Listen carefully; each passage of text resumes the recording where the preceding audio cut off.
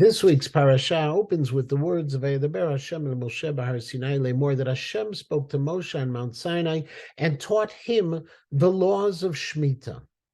The Medrash asks the famous question, Ma'inyan Shemitah, it's Har Sinai. Why was Shemitah singled out from all of the mitzvot to be identified as the one given on Har Sinai? Weren't all of the mitzvot given on Har Sinai? And the answer that Rashi offers is that all were given on Sinai.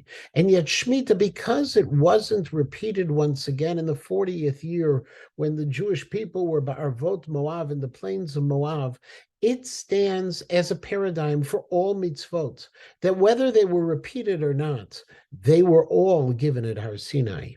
And yet, an alternative answer was offered by Reb Zalman Sorotzkin in his Oznaim LaTorah.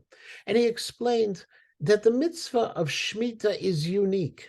It's a mitzvah which demands of us to sit back and not do anything, not to work the land, not to plant and not to harvest, and just take what grows naturally on the land. And Moshe Rabbeinu therefore tells the Jewish people, you're able to do this. Do you know why? Because this was the experience that you had at Har Sinai, and you succeeded at Har Sinai. It's exactly what you did. At the moment of revelation at Sinai, you demonstrated the strength to be able to say, Na'aseh v'nishma, we will do and we will hear. You heard HaKadosh Baruch Hu speaking to Moshe.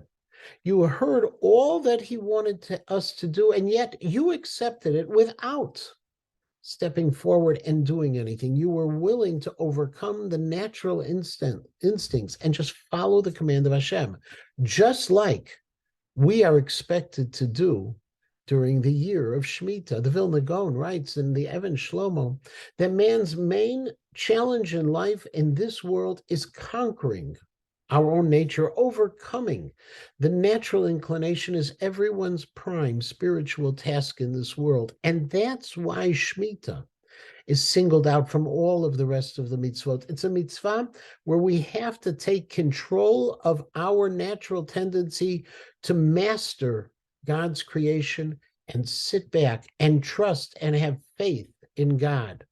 It suggests to others the opportunity that we have every 7 years to relive the experience of those 40 years in the desert when we relied on HaKadosh Baruch Hu and his man for our sustenance.